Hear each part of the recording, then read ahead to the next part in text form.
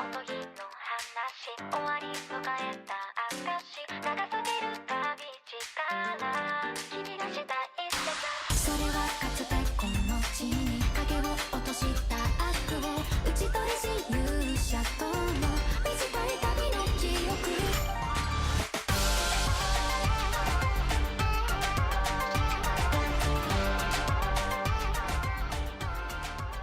Hey folks, and welcome back to another episode of the Third Impact Anime Podcast. My name is Austin, your host for this evening, and if I were an immortal elf traveling the world with my interminable long lifespan, I would spend it looking for cafes, because I am a coffee junkie, and I love me a good little pastry and or bagel, and so I would just want to use my long lifespan to go to every cafe and have an espresso and enjoy a tasty treat. And I'm Will. If I were an immortal elf, I would spend my days traveling the world and collecting Dr. Pepper, because if Frieren taught me anything, it's that food and drink can change recipe and quality over many years, so I would make sure I saved all the good stuff before they changed the formula. And I'm Ryan, and I probably wouldn't be an immortal elf. I'd be a semi-immortal dwarf. And I would go around trying to perfect my mead recipe because that's something I do in real life. And I haven't had enough time to really make a ton of batches. And with a longer life, I think I could be really good at it. And I'm Sarah. They let me back out of the hole. If I were an immortal elf, I would probably spend my days. It's hard. What would I be willing to dive into a potential mimic's mouth for? Probably some shiny rocks and good smelling stuff like incense and like oily things and lotions. Yes. I think it's quite funny that all of our answers have to do with like liquids or beverages in some way. Yeah. Like, why is this? We are very thirsty.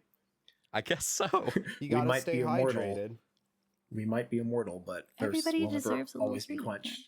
Yay. Himmel the hero loves I staying think immortal hydrated. does not prevent death by dehydration, so...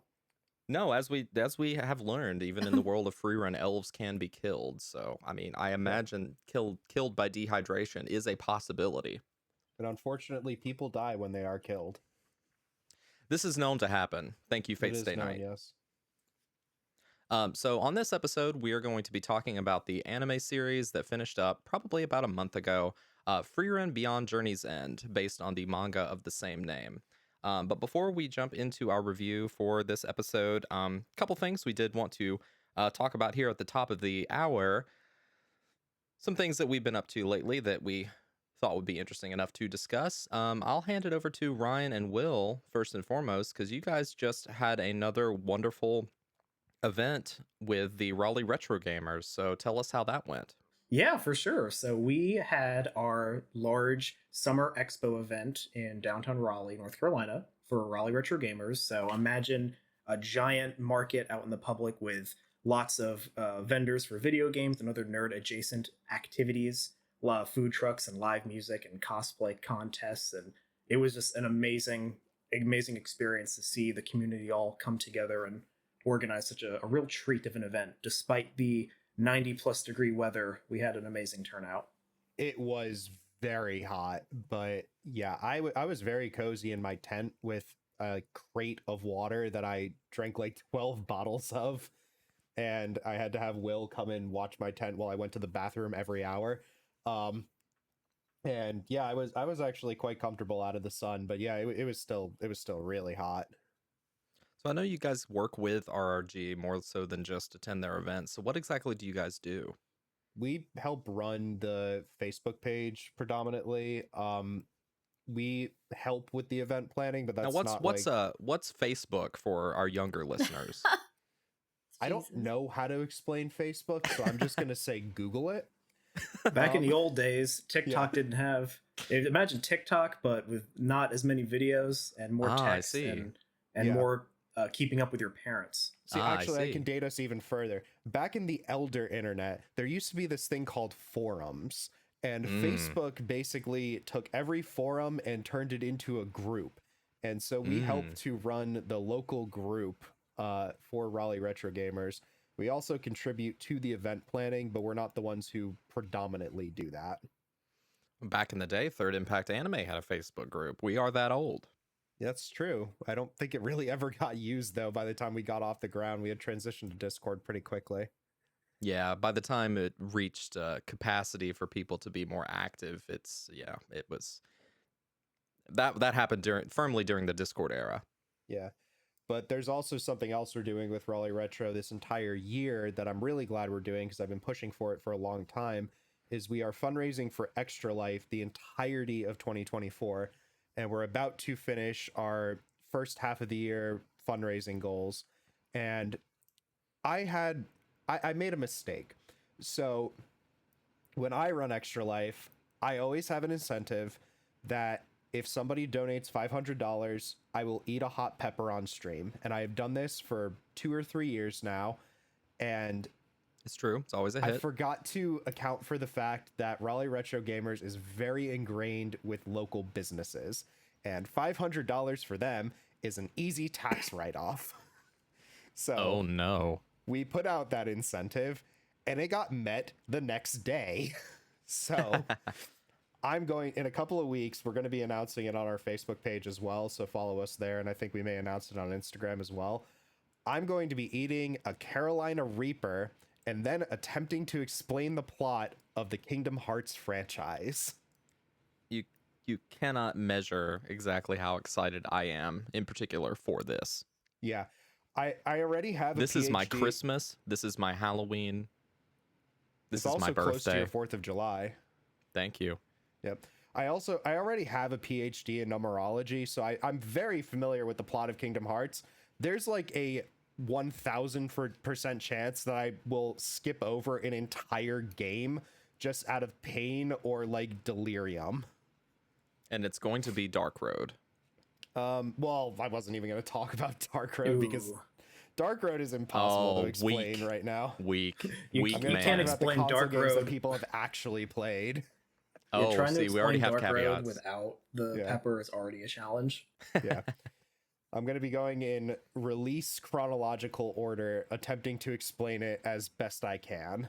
And Godspeed. I might change that later just to see how the narrative goes, or again, I'm going to forget where I am and I'm just going to start talking about another game and I'm going to forget like several important plot points because again, I'm eating a Carolina Reaper. If you don't know, that is the baby of a scorpion and a ghost pepper. It's hot.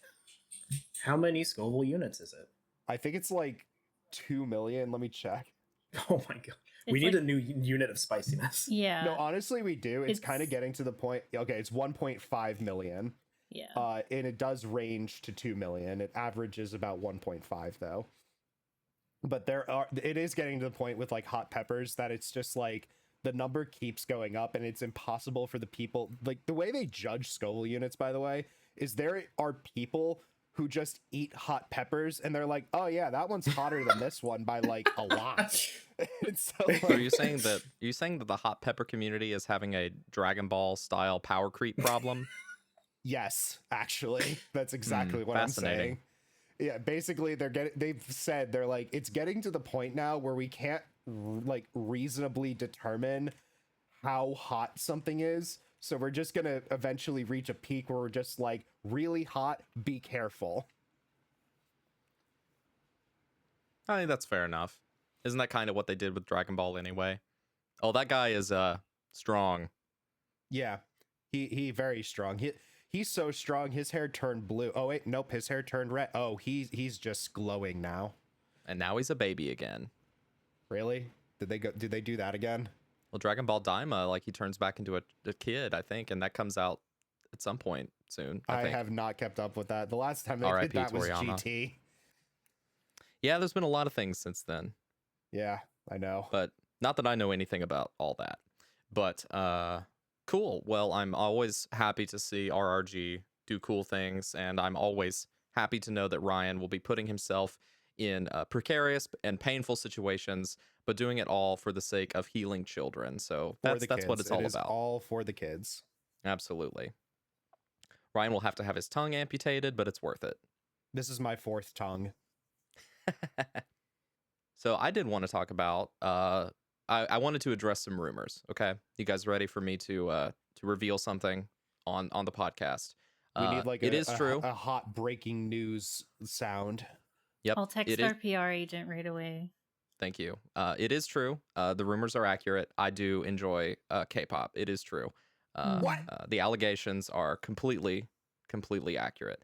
And Tori and myself and Tori's sister all went to go see ITZY in Atlanta, and they're a K-pop group. Also with JYP, who is the same music company that produces Twice, and they produce like a lot of good artists that I enjoy, like In Mix and other folks. I'm mostly a fan of girl groups. I like guy groups as well, but I mostly follow the girl groups. And it was a really great show.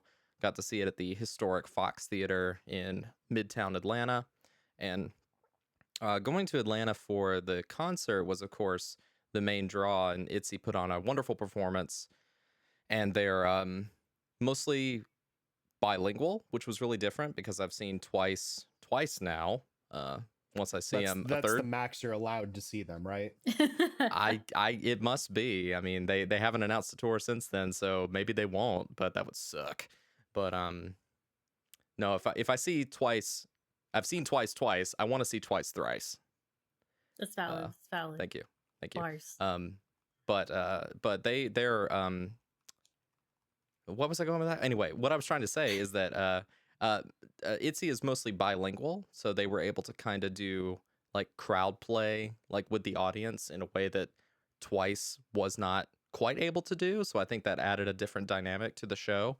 And plus, the last time I saw Twice was in like once in a really big like sports arena, like a basketball stadium kind of thing, and the second one was in the Braves Stadium, so that was like huge, just massive. But seeing ITZY was in more of like a traditional concert hall, so it was like a little bit more intimate, even though we were pretty far in the back, but we could see them really well. The AV for the show was really impressive, and their dance choreography was awesome. They had a whole big like dance team with them as well. So K-pop shows always impress me, and I'm always excited to see the next one. And it always makes me more of a fan of the group after I walk away, which I think is one of the great things about live music, is that there's just something magical about, seeing any artist in person that sort of makes you appreciate their work a lot more. But another reason I like going down to Atlanta is because we get to go to like delicious ramen places and a bunch of cool cafes, and we had some fluffy Japanese pancakes, and we got to go to the Kinokuniya store in Johns Creek, which is awesome need to because go there. yeah, it's great. I mean, it's very different than the New York City one, very different layout. I mean, I'm I know fine there's a with that 'cause few. the New York City one was kind of, yeah. But Yeah, it doesn't have a cafe like the New York one does, unfortunately. Sarah, I really? know That there's some sucks. in Texas, but unfortunately they're on the other side.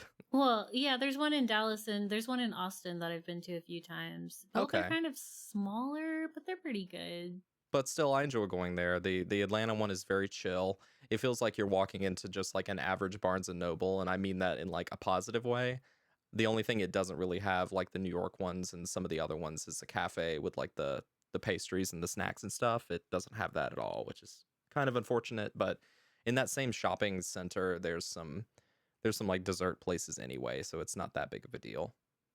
Cool. Well, as for me, I haven't really done any crazy big events. Been pretty busy with work and stuff. But I have recently picked up some of the other, not the one coming out soon, Dragon Age games. Because they were on sale on Steam for like $3 or $4 each, and I've only ever played Inquisition, and even that was like when it first came out a billion years ago. Apparently 10 years ago, which is insane to me. I'm like, what do you Yeah, mean it's it been a wasn't 3 minute. years ago? Yeah, Frieren remembers getting that at launch. Yeah. Himmel the hero loved it. Yeah. But Inquisition was one of the first like general action RPG games that I really, really played. And, from there I got into a lot of other stuff. So it's kind of cool to be able to go back and play Origins, even if it's kind of a pain to actually get started on a modern day computer, and you have to download a separate patch from a fan forum and all that fun stuff. Yeah. Yeah. Yep. Why that patch can't be included in the Steam release somehow, I do not know. EA is mean- too lazy to update their games. That's why. That's You mean valid. you Yep. don't you don't have a spare PlayStation 3 just lying around? I still have my PS4, but not a PS3 now. I don't think they ever ported those to PS4, did they? I might don't believe have. so. 1 and 2, I don't think so, but I could be Yeah. wrong. Because I know they did the Mass Effect collection, but not Dragon Age. But Yeah, what the do I Mass know? Effect I don't know collection anything was about those a games. bigger endeavor, It was though. like a remaster. Yeah. They really do need to remaster those first two, though, huh? Oh, Anyway, yeah. I made a dude so that I can romance Morrigan, because who else are you gonna romance in that game? Yeah. Speaking of Morgan, Marvel vs. Capcom collection. Hey, Let's I'm sorry. go! Different Yeah, different yeah, Morgan. sorry. My bad. I'm sorry. Sorry. They both have interesting proclivities in terms of feathers. I don't know. Okay, anyway. But yeah, so I'm a few hours into Origins. It was a little wonky at first, but I got it running, which is why I'm afraid to like add a mod where I can play a woman and romance Morgan, because I'm sure that exists, but I'm like, I'm not gonna mess with it any more than I need to, because I need to get through these bad boys before October. Honestly, probably once you have like the patch mod working, you're probably safe to try other stuff. True. Well, anyway. But yeah, so having fun with that. And I Can you encourage cast everyone. Zoltrak? You can probably cast something similar, I guess, once you get a high enough level in there, right? Maybe. Probably. But yeah, I encourage everyone to, especially if there's a re-release of it. I think that always makes things easier, but to like revisit maybe a game that they haven't played in a long ass time and just see how you feel about it. I think for me, I'm a little bit afraid I'm going to get to Inquisition and be like, oh, this game sucks compared to other stuff I've played since then. That's But not we'll see. unfamiliar to what I've heard, unfortunately. Yeah. That's my fear going back to Mass Effect 1, because I love like the older BioWare games, but I have not played them since they were new BioWare games. Mhm, I mhm. played I'm Uh, afraid Mass Mass Effect 1 is going to be recently. crunchy and not Yeah. good. Mass Effect 1 is Oh, you know, kettle cooked Lay's chips? I do. I do. it's about that crunchy. Oh no, I love Mass Effect. That's a big 1. crunch. Yeah. I love kettle cooked chips, so I mean, I'm sure it'll work out. The problem with Mass Effect is everybody tells me they're just like, well, yeah, 1's a hard game to play, but once you get into 2, it's really good. 1 is an 80-hour game. Oh Well, no! I'm not going to commit 80 hours to like have an only okay game. Like that's a Hey. lot of time. Well, I'm glad you had- brought up Mass Effect, because after the break, we're going to talk about the Mass Effect of the passage of time while we review Frieren Beyond Journey's End. That was a good segue. Wonderful.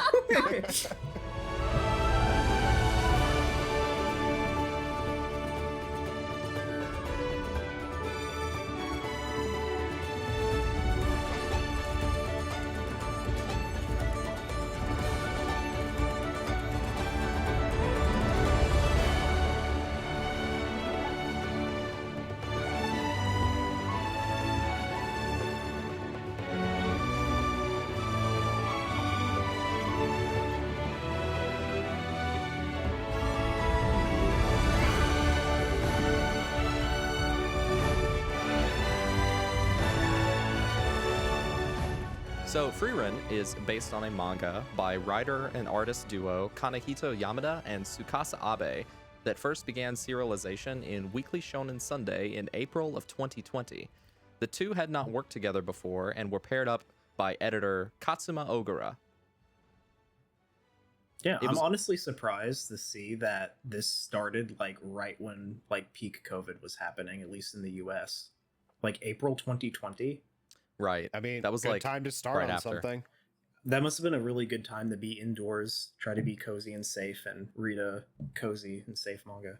True. That also might be why they hadn't met until recently. Yeah, possibly. Because I know, Hmm. the culture around COVID is, very different in Japan and the rest of Asia than it was over here.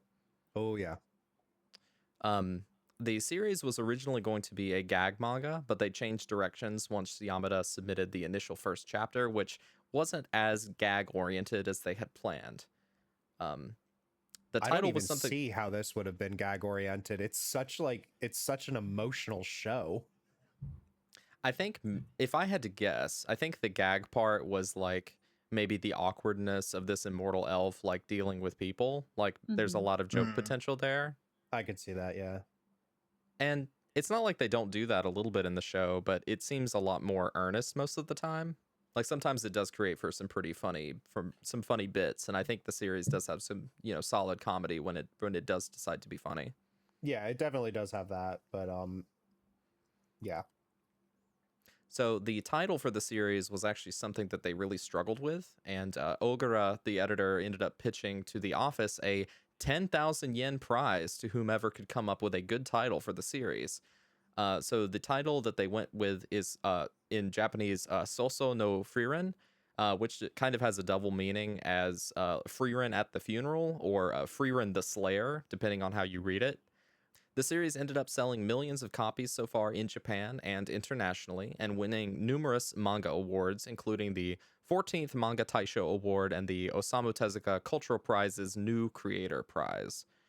So since we mentioned it, I am quite fond of them actually not going with these literally translated titles for the localization, because I think either one sounds like Frieren at the funeral sounds, I don't know, that sounds like either too dark or like it's trying to be cheeky, and like Frieren the Slayer to me sounds really generic. It Like I does. I don't would not have watched this if it was Frieren the Slayer. Yeah, and like knowing that Demon Slayer is such a big thing, I feel like taking Yeah. the using the word Slayer would just come off as like kind of a ripoff, even though it's very, very different. But It how do you might be guys feel like about the titles? it might be like a translation thing over there, because I know certain words that are like directly translated here kind of have a different reaction in Japan. Like New Mm-hmm. Super Mario Bros, that means something kind of different to them, but here Mm-hmm. it's like, oh, you just tacked new onto it. It could be something like that. Yeah. I think I like the double meaning in the Japanese title, and I sort of wish that we had found something like that for the localization over here a little bit Yeah. better. Because Beyond Journey's End doesn't hint to the fact that she kicks ass, you know? True. But it is definitely better than Frieren at the funeral. But I understand that title very much because it's very much a series about her grappling with the fact that her life is so much longer than humans or even dwarves, right? Mm-hmm. Mm-hmm.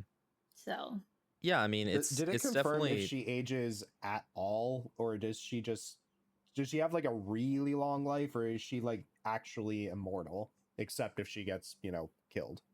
every time we've seen an elf in the series, Freerun or otherwise, even in flashbacks, they always look exactly the same. So I think they're keeping it ambiguous. well, Yeah. I mean, she was like a little girl in some flashbacks. So she does like age, but maybe after a certain point it's like a bell curve, like it just kind Yeah, of or plateaus out for a plateauing. long time. I Yeah. couldn't tell if she was supposed to be a little girl whenever she was in like the sackcloth dress, or if just the fact that Freeman looks really short was like me Compared to in my Fromy, mind, yeah. just thinking of like, oh, are you a little girl or you're just wearing a sack? No, I think it was what I might be wrong. Maybe Could I just don't be know. how she remembers herself too. Could have just been Yeah. a tall True. lady. Tall lady. Tall baby.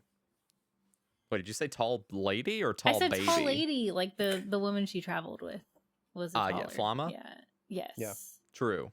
She was pretty tall comparatively.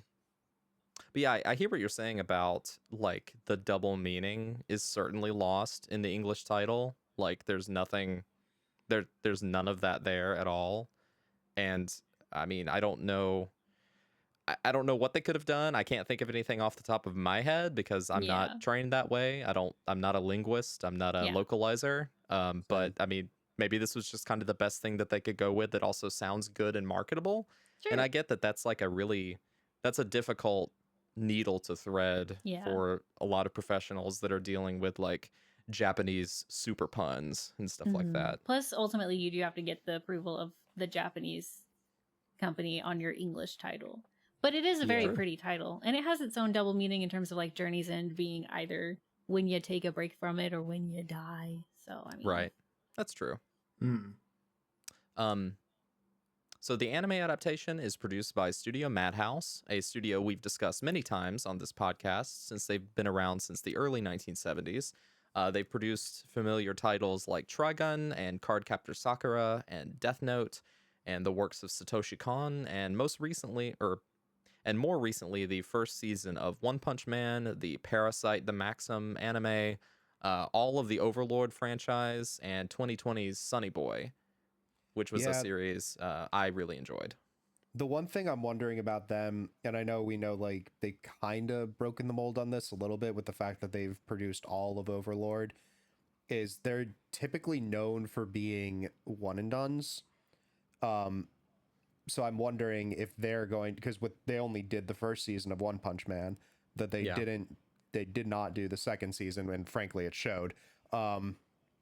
So I'm curious if they're going to actually produce future seasons of Frieren, or if they're going to pass it off to somebody else.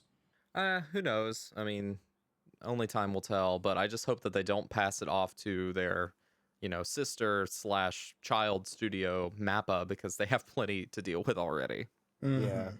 Not to say Mappa's a bad studio, but No, Mappa has their issues. They definitely make quality, but it's more me saying those poor animators need a break. yeah. The series is directed by Keiichiro Saito, who is a true rising star in the world of anime over the past couple of years. So far, his only other TV series direction credit is Bocchi the Rock, which we all here have seen and really, really enjoy. One of the best shows of the last few years.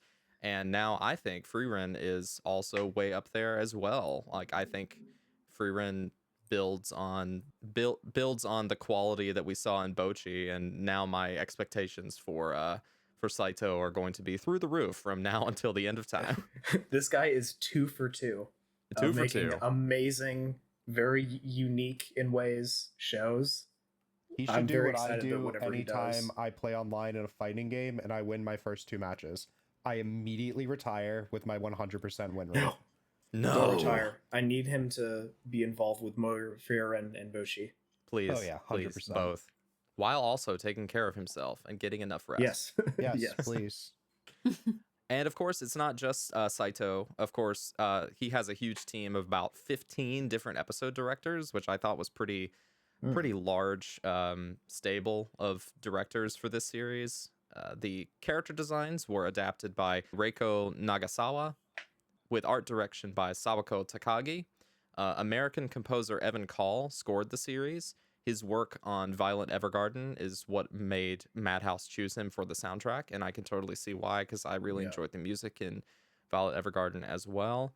The first opening song is Hero by Yoasobi, who, if you haven't been living under a rock for the past couple of years, is probably the most popular Anisong group currently. They are everywhere. What other songs have they done? I've been under a minor Idol. rock recently. Oh shoot! They did, that's yeah, they did the yes. opening for Oshinoko, which like destroyed everything. But yeah, Oh, a lot of their yes. other music's pretty cool. They also did the opening for Gundam The Witch from Mercury, which is a great banger. I really did like the song, but like after watching the first episode and then hearing the opening in the second, I'm like, this tonally feels off, because this is a much sweeter show and that song goes hard. I hear you, but the song is too good and it overpowers any criticism. I'm sorry. It is My very brain good. must be turned off. The first ending song is Anytime Anywhere by Mirai, and the second opening song is Sunny by Yoroshika, and the second ending song is Bliss by Mirai, which is just another verse of Anytime Anywhere.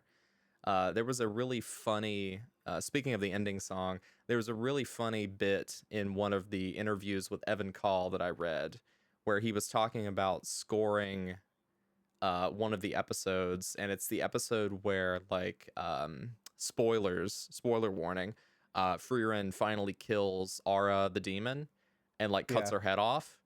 And then he just thought it was really jarring when, like, that's the final scene of the episode. and then it goes right into Anytime Anywhere that starts with "Are you all right?" as the lyric. I don't think she's doing That's very well. And I'm like, Find out if that she's didn't even all right occur to next me. week. And I'm like, that is very funny. Mm-hmm. Yeah, now that you say that it's Evan Call doing this, I totally see it. Oh, I yeah. really liked his work with Violet Evergarden. I just didn't put two and two together with this show. Nah, the minute I heard like the background music when they were riding in the carriage after their quest was over, I was just like, this immediately has Violet Evergarden vibes. And then I looked it up and I was like, oh, yep, okay, there we go. Yeah, And it's in that- really easy to tell when he's working on a series because he's the only fully Yes. Romanized English name in the like opening or ending credits, and you're like, "Hey, it's Evan Call again." Yeah. stands out like an English language thumb. Yes. But no, I mean, his music is legitimately quite excellent. He talked a lot about going for a very like medieval folk instrumentation for the series, which I think sells it really well. Very like Lord of the Rings inspired, which I think, completely nails exactly the feel and the tone of this show. So it just almost seems like a given, but he nailed it. I think had it been more generic, it would have felt less. It would have had less of a personality.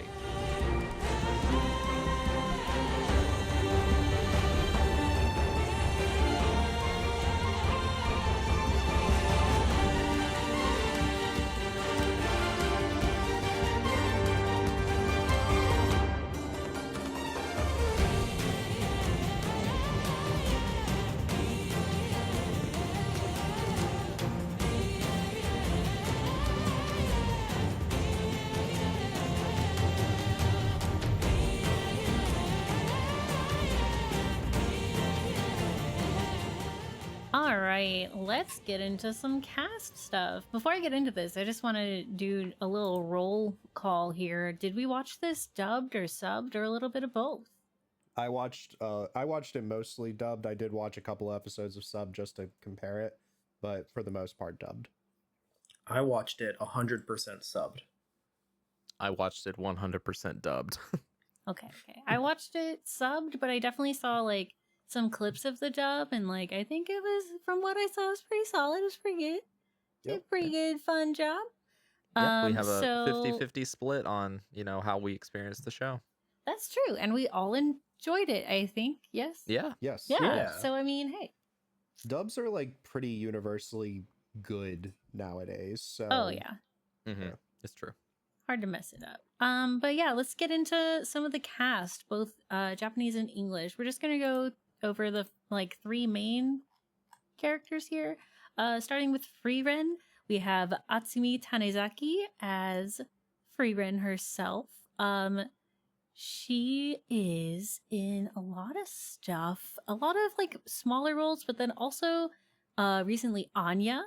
Also Gyokyo in the Apothecary Diaries, which is the pink princess lady. 2 for 2 on pink-haired characters. I know. Heck yeah. Anybody else like recognize her from anything else recent? She's the baseball kid Emporio from JoJo's Stone Ocean, Oh, nice. Okay.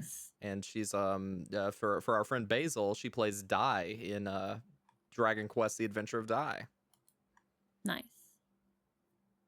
Oh, she's also a few different parts in Endwalker for the Final Fantasy 14 fans out there.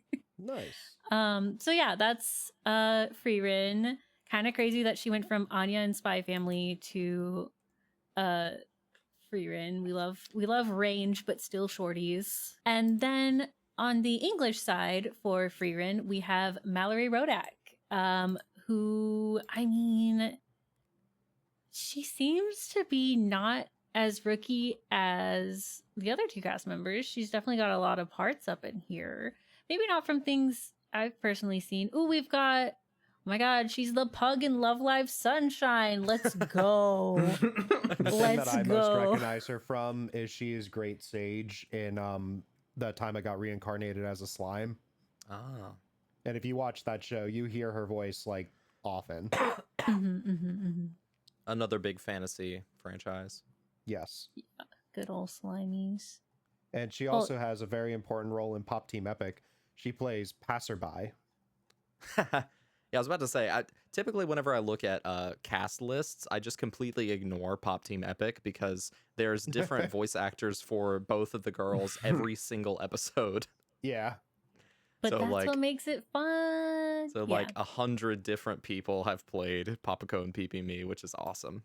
Yeah, it's always entertaining to me anytime they have like, named roles and then it's like Passerby number 2. I mean, she's in Goblin Slayer. If anybody's watched that, it's not my cup of tea, but Never she got is the past the high elf first archer episode. in there. Yeah, it was.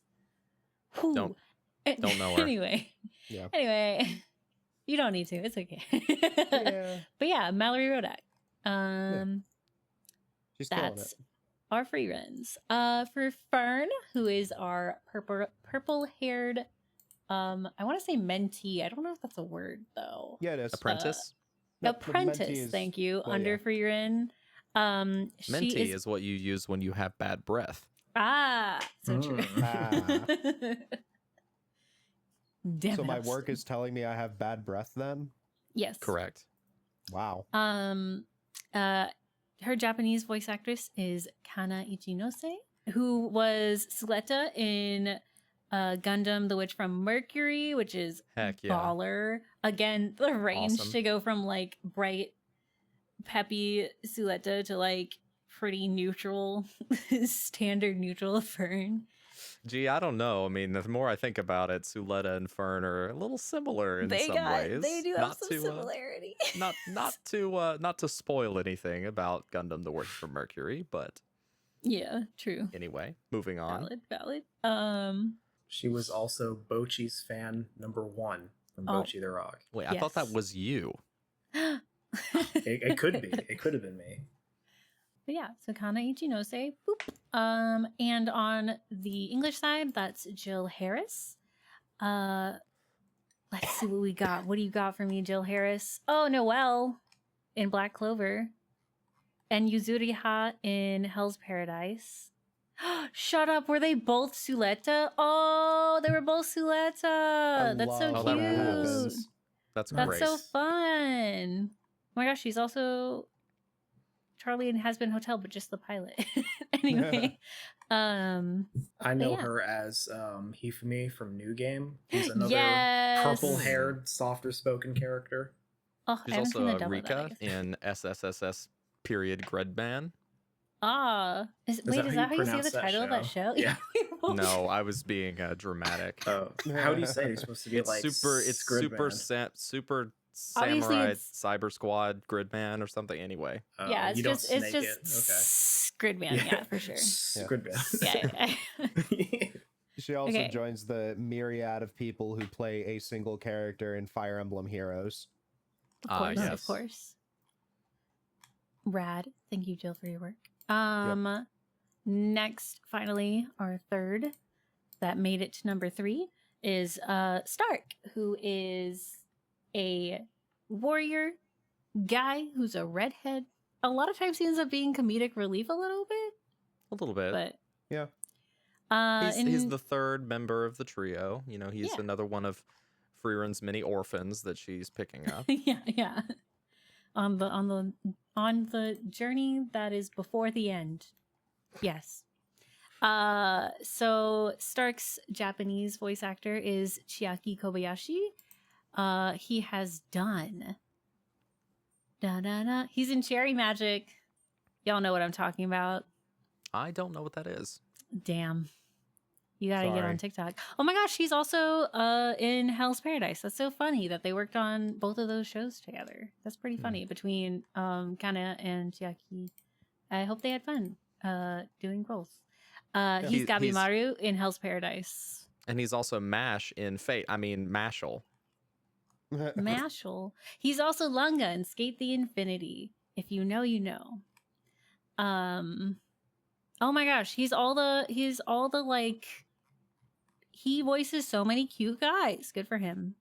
Moriarty and Moriarty the Patriot. Anyway, so that's Chiaki and his Starks, to be clear, English voice actor is Jordan Dash Cruz. who is also in Hell's Paradise. It's so Nice. funny. We can't escape Hell's Paradise and Overlord. They have a chokehold on every voice actor, apparently.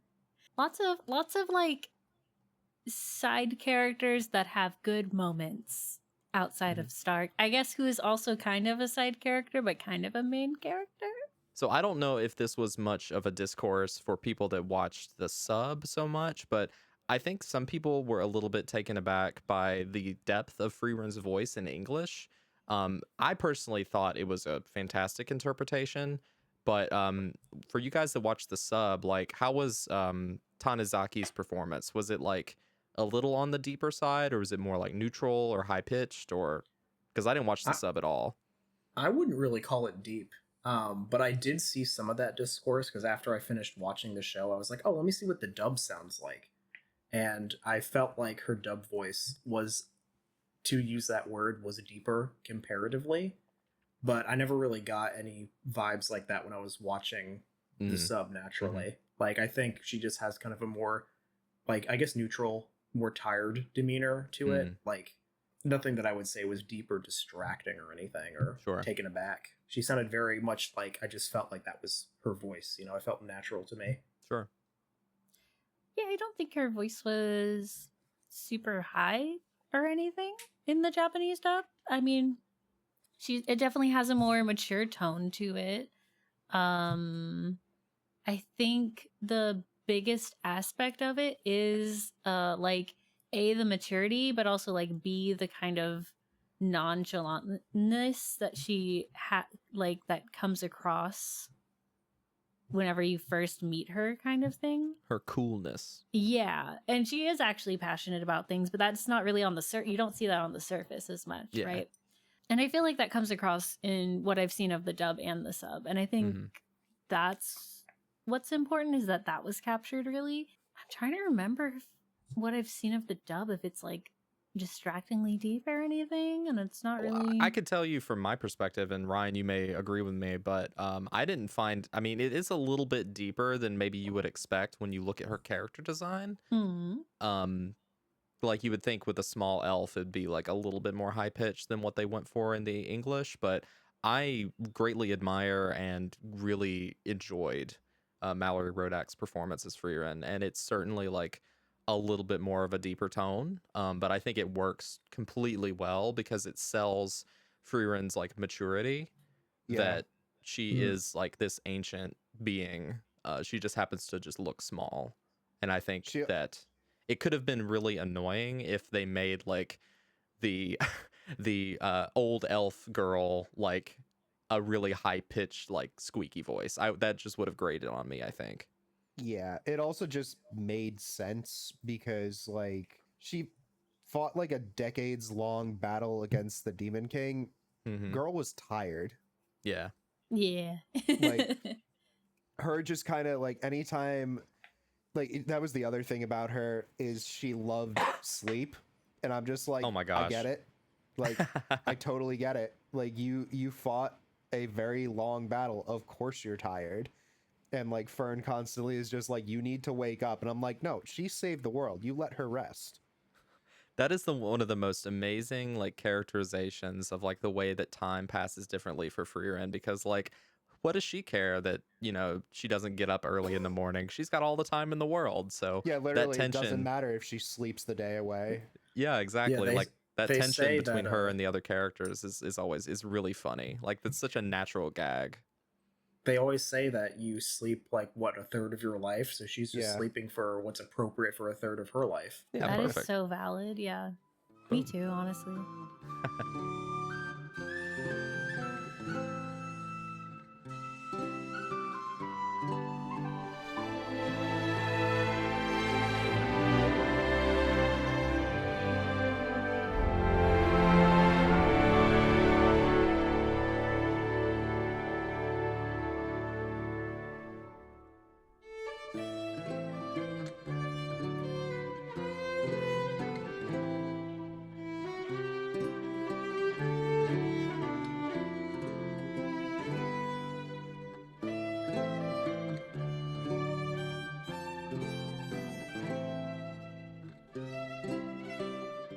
Speaking of sleep, let's not put these people to sleep with our talk of voice acting.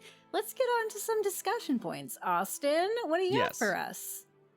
So first, I think a lot of our experiences will be very similar, but you never know. So how did people first approach this series? Because I think for a lot of people, it kind of came out of nowhere and was just like this instant, incredible, massive hit, like sort of out of nowhere. Like, regardless of how much you care about such things, it is worth noting as like a news point that this show did sort of rise to the very tip top of the My Anime list, like greatest anime rankings of all time thing. And that in terms of meaning is, it is what it is. I don't think much meaning can be taken from it one way or another, but it is an interesting factoid. So I think a lot of people heard about it from that perspective. For me, I was introduced to it probably about a year before the anime adaptation came out through the manga. I had just heard some general positive buzz about it itself in the premise, and I was just like, well, what a breath of fresh air to find a fun, enjoyable, like modern manga fantasy story that has no isekai nonsense in it at all. Like this is just a straight up Truthfully, high fantasy.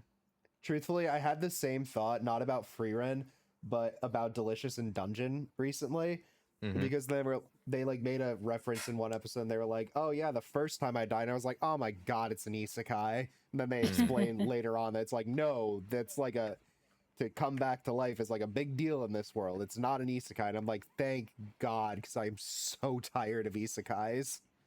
Yeah, and that's kind of what made me interested in Frieren, knowing like, oh, this is just fantasy. Like we can just do this. We're allowed to do this in the world of manga and anime in 2024. How amazing! How novel! Yeah. Even though all of that, saying all of that makes me feel insane. But Yeah. I appreciate Old you man mentioning that yells thing at about Cloud. Cloud's. Yeah, yelling at Cloud Strife. He's gonna hit me with that sword. Yeah, I know. As long as you understand the risks. I am glad that you mentioned Delicious in Dungeon because I do think sort of in this moment right now we're sort of living in a fantasy anime renaissance because two of the biggest anime right now are Frieren and Delicious in Dungeon. Like they seem like universally enjoyed. I don't really encounter many people that don't seem to like it, at least on some level. Yeah, for sure. And they, as we've seen in our server, at least the past couple of days, both of them are getting more and more fans every day. Yep, it's true. So how did you guys come to this series? So the segue to talk about the server, the Third Impact anime community server, that is how I found out about it. I very famously would have not been watching recent anime. And I did not hear about Frieren until I saw headlines about how it was the top rated on my anime list. And then everyone in Third Impact was talking about how good it was. And I was like, okay, I guess maybe I'll read it because I wanted more manga to read. And I was like, oh, I don't know. It's a lot of episodes. I don't know. Okay, fine, I'll watch it. And once I started watching it, I could not stop watching it. That's how much I enjoyed it. And that's a relatively recent thing for you because you only started watching it, what, like a month or two ago? Yes, I watched it well after the anime was done airing, so I didn't have to worry about waiting weekly. I don't know how I would survive if I had to wait weekly for some of these episodes, honestly. Yeah. But being able to watch it like in one quote unquote one sitting was very rewarding, and I'm very glad that I was able to finally watch it from much praise it got from Discord. So Happy to provide. Yeah, that's how I found it as well. Is just everybody was talking about it, and like I'm usually one to wait until after a show is finished to like watch it, especially if it's weekly like this. Just it's easier for me to binge. I'm the guy who can watch like an entire series if you give me like a weekend. But then we decided to do an episode on it, and I was like, this seems like a good show, and so I watched the first two episodes. And I was like, yeah, okay, I want to do this show. I think I watched it in like chunks though, because I also had to wait for the dub. So I think I stopped around episode 12 or 13 the first time, and then I just waited until it was like done. Was that kind of around when they wrapped up the Demon Kingdom arc? Yeah, it was Okay. pretty much around then, because I think they took like a short break anyways, and then I had to wait a long time for the dub to catch up.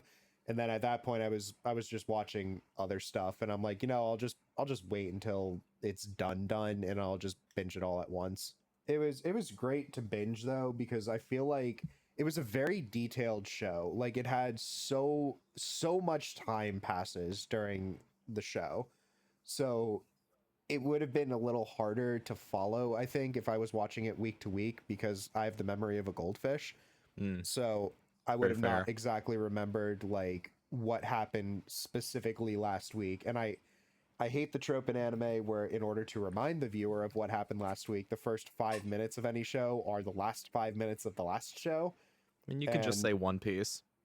yeah, I'm thinking, Dragon actually Ball. was thinking Naruto, but yeah. Same thing. Yeah, same thing. Same Oof. show. But I hate that trope, and like this show did not do that, thank God. But I definitely would have been like spending a couple of minutes trying to remember what happened had I not binged it. Oh, am I the only one? Am I the only one that watched it week to week? Probably. Might be. I'm special. How was that then? It was fine. It was a little bit like knuckles turning white. Please, God, just transport me a week into the future so I can know what happens next. Every once in a while, right? But no, it was good. It was kind of fun because I haven't read the manga to be like, ooh, what's gonna happen next? That's honestly Yeah. one of the unfortunate reasons I don't read a lot of manga, is because anime has gotten so good lately, like just style and quality and everything, that it's like if I know something is going to be animated, I would much rather watch it. I feel like that's how a lot of people are treating Kaiju number 8 right now. They're waiting for the first season to be over and then they're gonna binge the manga. But speaking of manga, I first got into it not by reading the manga, but by kind of seeing snippets from it around on the internet.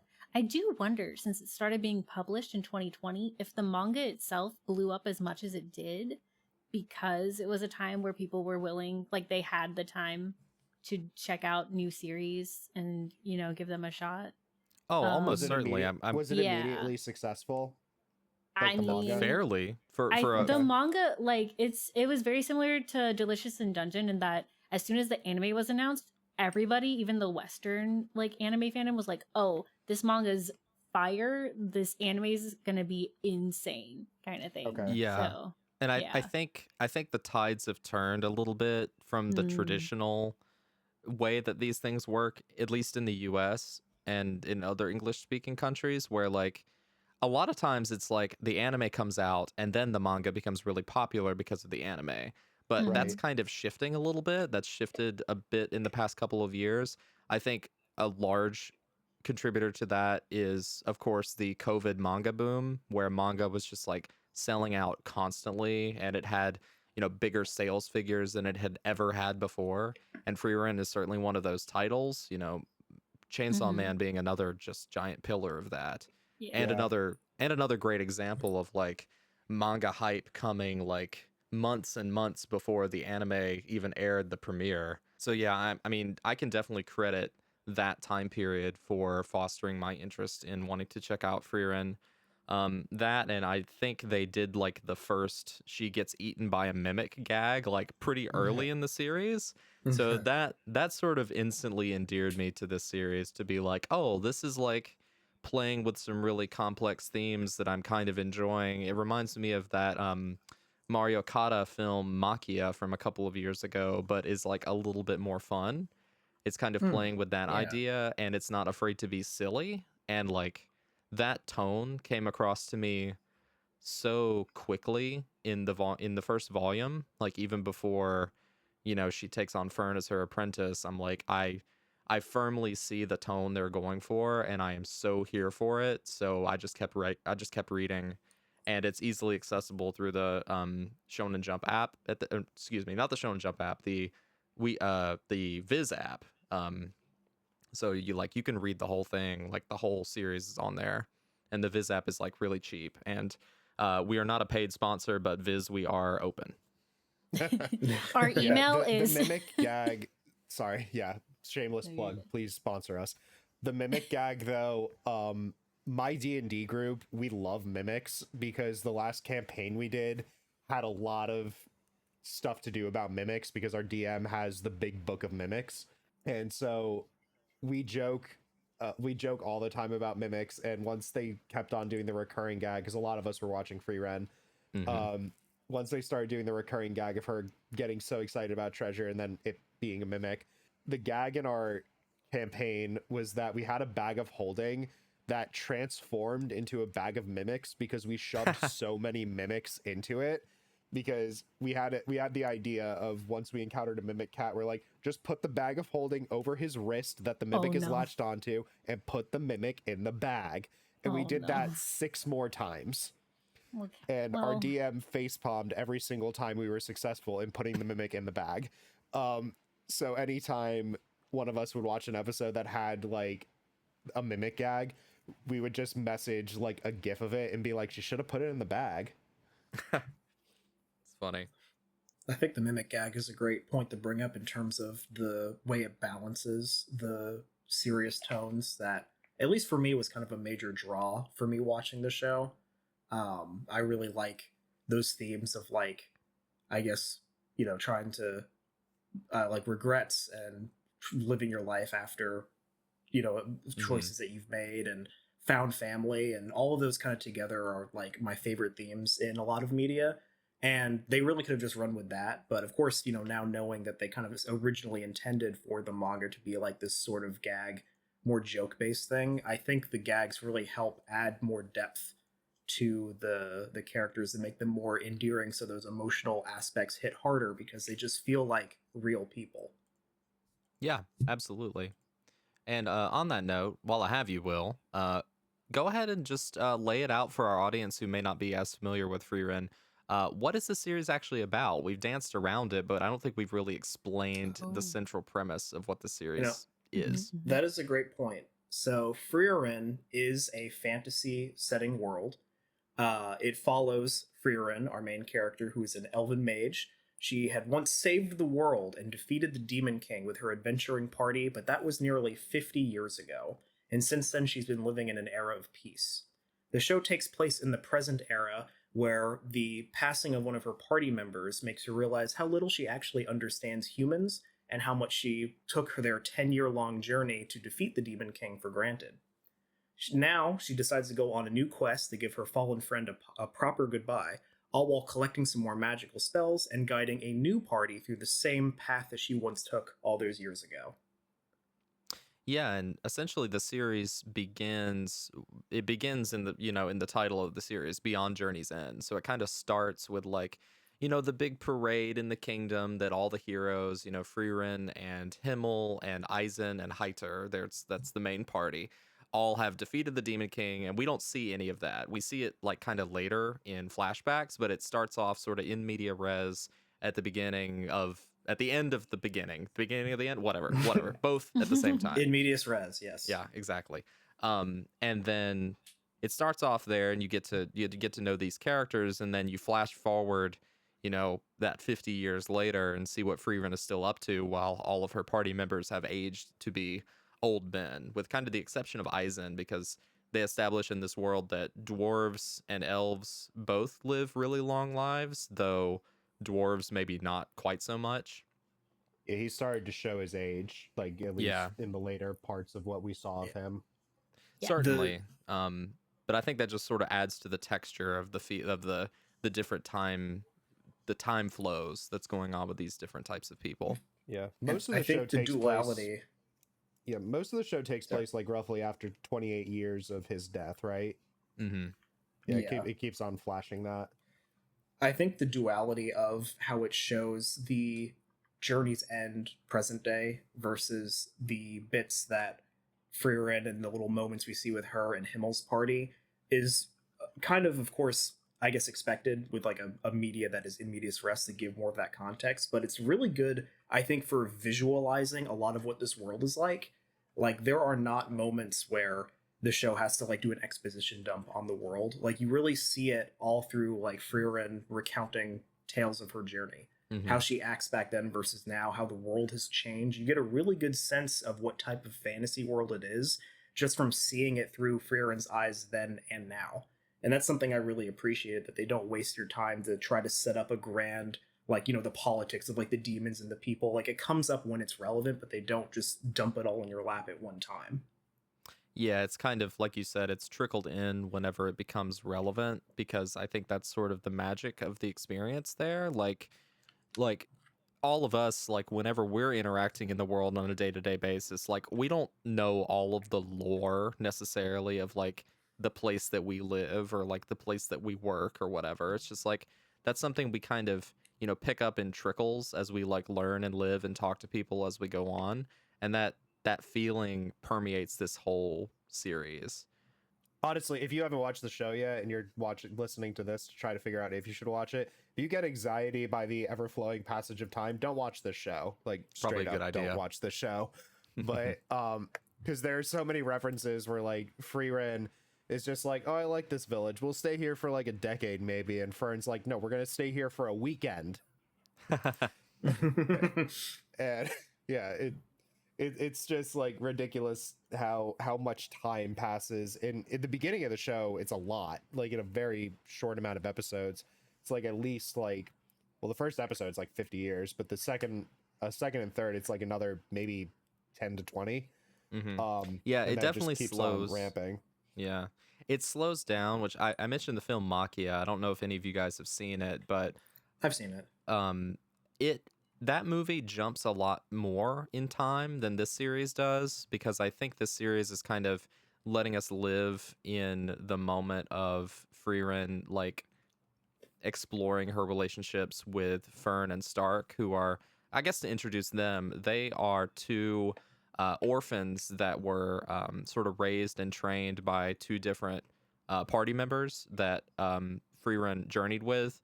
And like during the course of the party breaking up after defeating the Demon King, they all sort of went their separate ways. But upon, I think it's like right before, it's because they all wanted to meet up for that meteor shower. Is that right? Mm-hmm. That's right. So there was a Yes. meteor shower that they all vowed to see again whenever it was going to happen, like 50 years from when they defeated the Demon King. So they all sort of gathered again, and through some mild trickery and and antics, basically they Himmel and, or is it Himmel and no, it's Eisen and Heiter end up Yeah. pawning off their young wards onto Frieren, who is a initially quite resistant trainer or resistant master to these two kids, but Well- she eventually sort of takes them on under her wing. Eisen, not really, because they kind of happened upon him, didn't they? Yeah, Like, I mean he that was- happened later. Like I think she was journeying with Fern solo for a while, and then Yeah. Stark came later. Yeah, But he was Stark still, like, a wasn't ward pawned of, off, though. He yeah. was a ward of Eisen, but they had been like separated for a few years. Right. And then they were like, oh, and Stark needs to like kill the dragon. And Right. he was like camping out in that village for a while. And she just happened to be like, oh, you're a student of Eisen. Okay. But Eisen himself did not pawn him off on her. Right. That's true. Found family by force, to put it Yeah, lightly. pretty much. Yeah. And I really love, Heiter's sneakiness to basically trick Frieren into taking on Fern as her yes. as her ward, because she initially is just like, I do not want to do this. I am not good with kids, basically. And then he connives her into doing so, and they end up becoming real good buddies, which kind of leads me into our next question. So, like, how do we think about our three main leads? We've talked about Frieren, of course, but we've also got Fern, who's her young mage apprentice, and then Stark, who's this kind of cowardly but pretty capable warrior when he wants to be, and they sort of form this sort of teacher student trio. So what do we think about them? I think they're all great. I think even though the show is predominantly Frieren focused, we still have a lot of really good character and motivation for the two other leads. I really liked Fern when we first met her, and her motivations for why she's doing magic and what she tries to get out of magic. Mm-hmm. And then Mhm. Stark trying to prove himself with being a better warrior and not letting down his master. Like, I think the show trickles in a lot of good development for them that really shows what they're also like, why they're doing the journey as well, like more Mhm. so than just like Frieren has her purpose, but what is their purpose for being with her? They all kind of have their own set goals that we see that development for, and all of them just I think work super well together. Yeah, we've definitely gotten more exposition on Frieren and Fern. Stark was like kind of mostly absent for the S rank test for Yeah. pretty much all of it. We only got like flashes of him just kind of doing his own thing for a while, but he was pretty much absent for like 5 weeks. So I'm thinking probably later we're gonna get more on him because he's still kind of coming into his own character. Um, but I loved the gag with him that the village hailed him as a hero because he stood in fear, frozen in fear of the dragon, and the dragon just decided to go away. And so they thought that him just standing there did that. And I thought it was great. And then he actually was as strong as he thought because he had been training all that time and he was able to just one shot this dragon. Like that Perfect. entire like episode or two, I can't remember how long it was, just made me laugh with like him being like, yeah, I can't fight that dragon. That was not exactly what happened. And then he just one shots and they're like, whoa, hold on, it's dead. And I'm like, wait, what? But Stark has potential to be flushed out a lot more, and I'm excited when we eventually get to a scene where he reunites with Aizen. Ooh, hopefully we do. That would be good. Oh, I would almost guarantee it. I don't know when or if that's happened in the manga already, but it seems pretty much inevitable.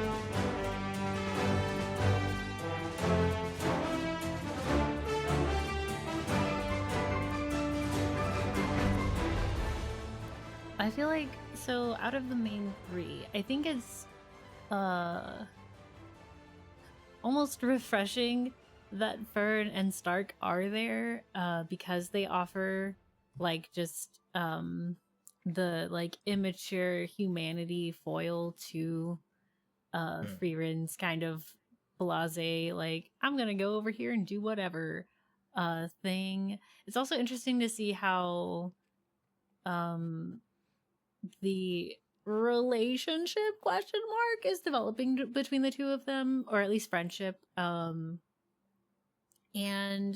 I also think that like Fern and Frieren as a mentor apprentice combo is just so good, especially in those later arcs. It's just like the inherent trust that they have with each other by the time that they get to that point, with how long they've been around each other. You can really see like how they're I don't know how to put it. Like you can really see like how Their close they bond. are. Yeah, even outside of the scope of what we see, like even with all the different like little time skips that happen city Mhm. to city or whatever.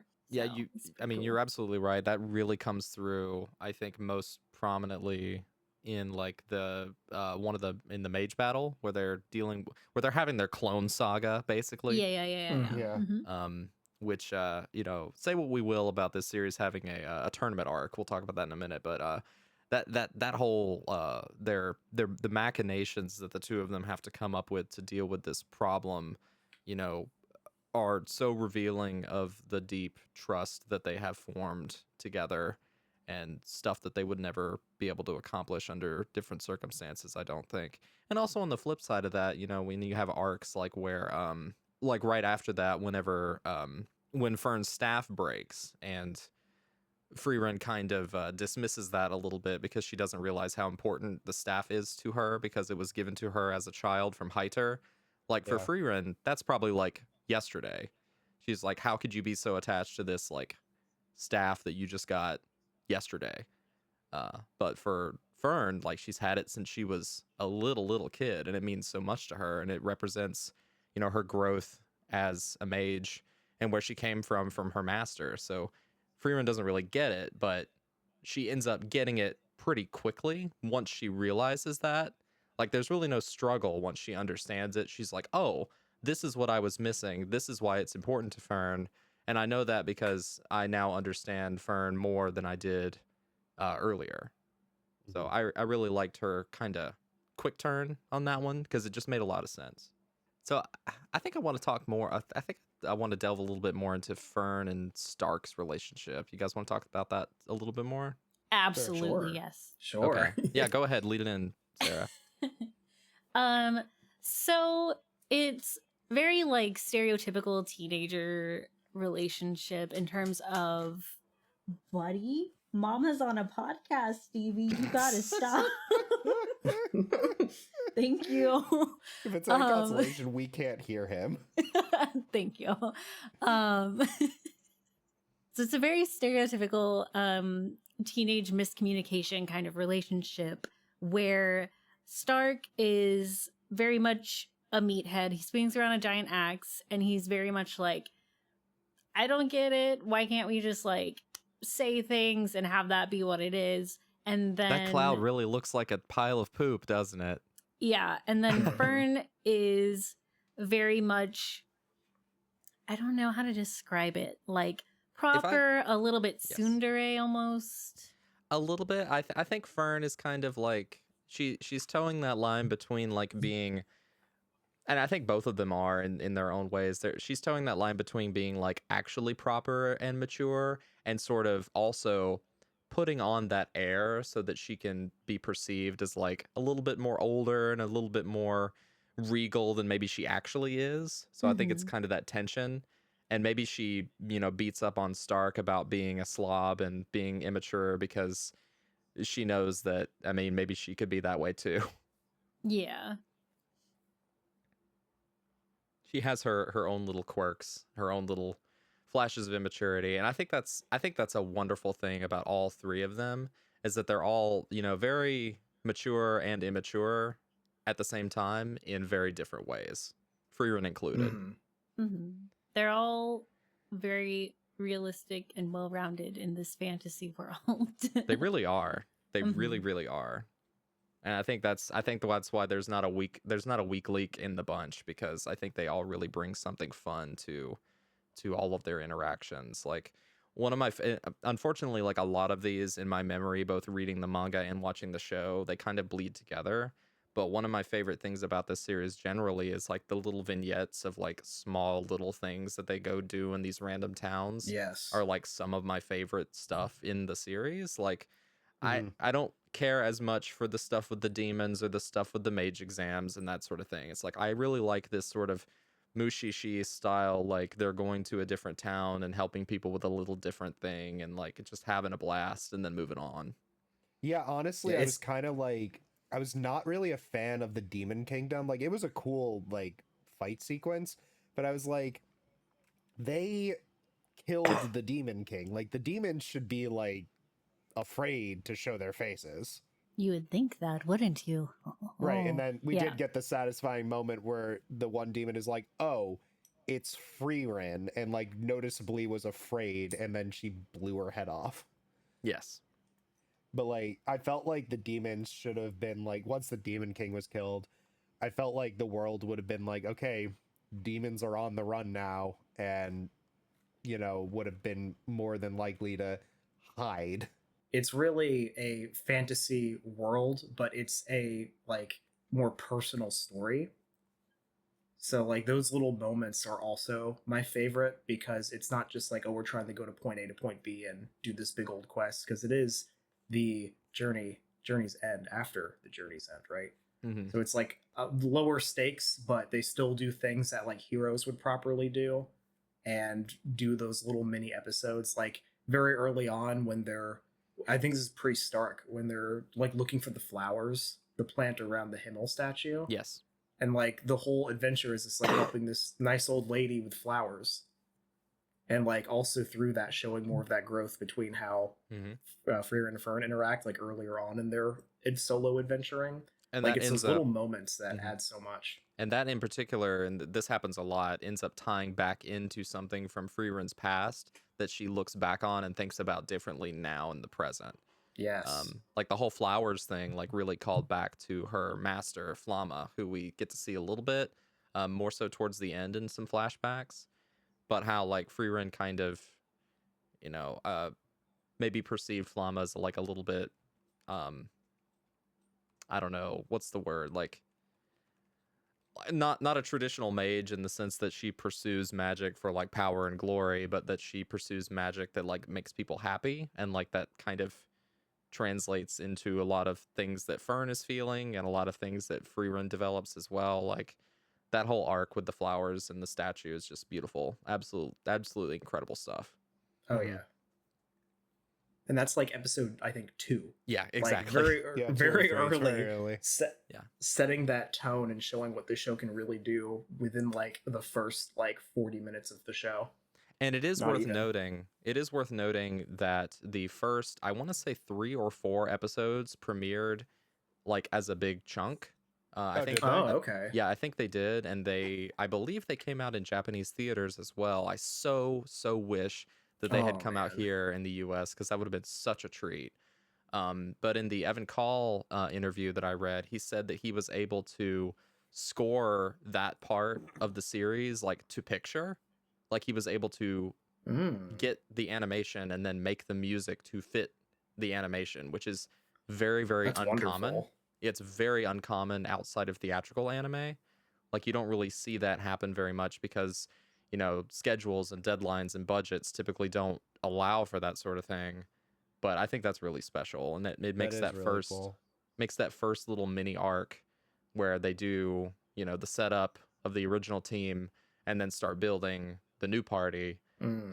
Really this sort of self-contained magical little thing. Yeah, I'm looking on IMDb right now, and it looks like, yeah, you're right. Episodes 1 through 4 all dropped in September all at once. Yes. That's very That cool. would make sense. あなたは風のように目を閉じてはゆっくれ何を思っているんだろうか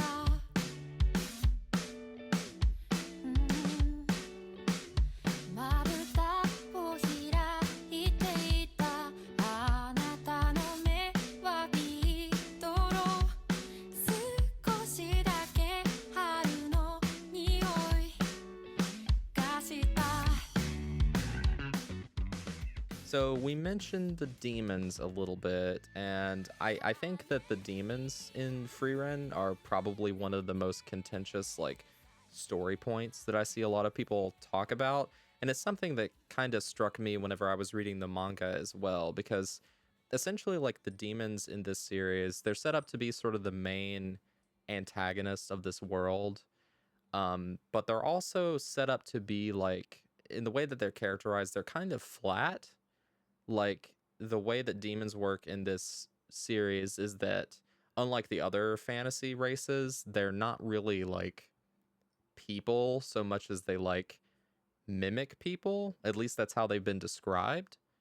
And like they're very divorced from any kind of humanity beyond the superficial. Like I guess the easiest way to describe it is that they're kind of like how the nobodies are described in Kingdom Hearts a little bit, except God, like yeah. a lot more Uh-huh. evil.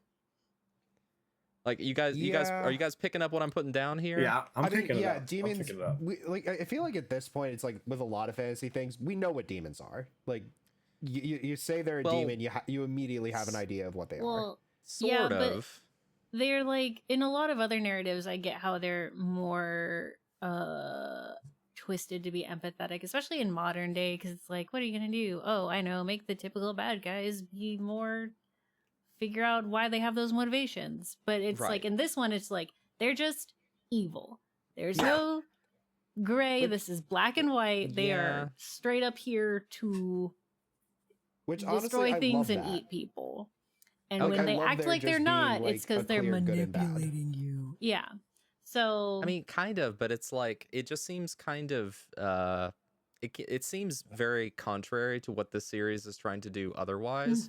Like where in it, every like, other avenue, yeah. yeah, where it's like having such a flat antagonist like this that is honestly kind of a little bit boring and non-complex, at least so far, is like kind of weird for this show that consistently explores like the minutia, of, interactions between people and how complex they can be. And I'm just like, really? You guys went for the our bad guys are just straight up evil and period. That's it.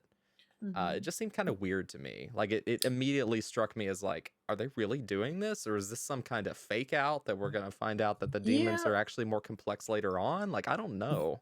that was the vibe I got because when you really first interact with them, like it's this little mini arc where the demons are trying to do like this fake peace treaty thing, Yeah.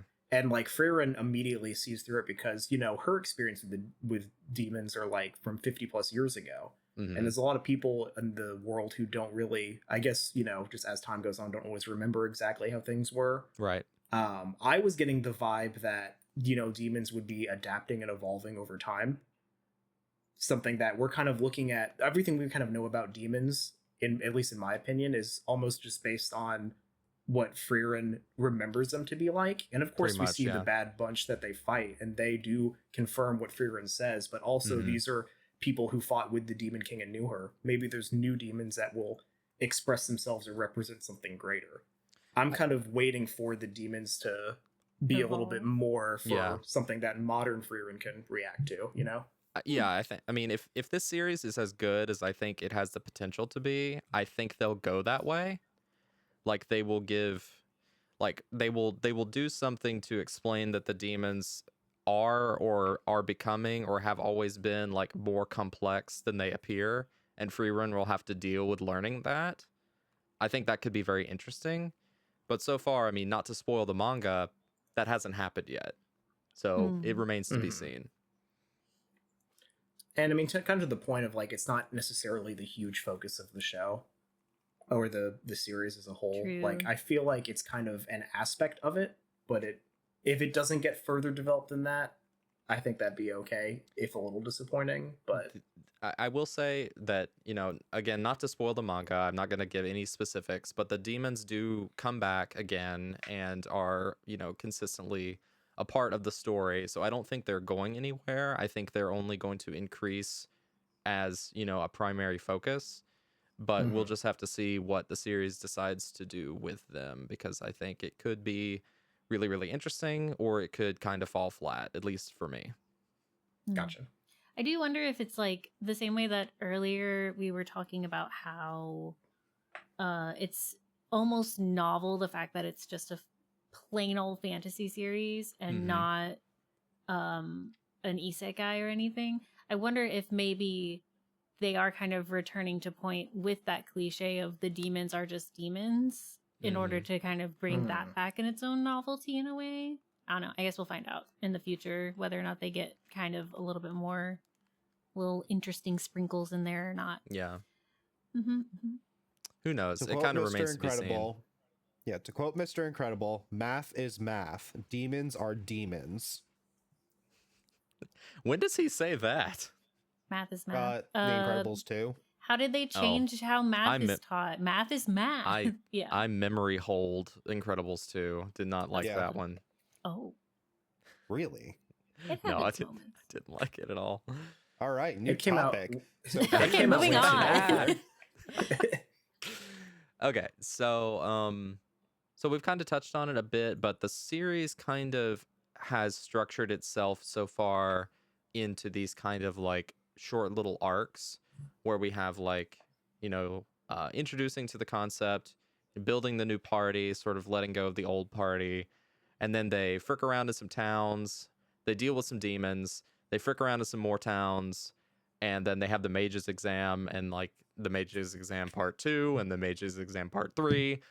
So how are we feeling about how the series flows so far? Like, are we more inclined to enjoy like the more episodic stuff, or are we liking the arcs? How are we feeling about how the show paces itself?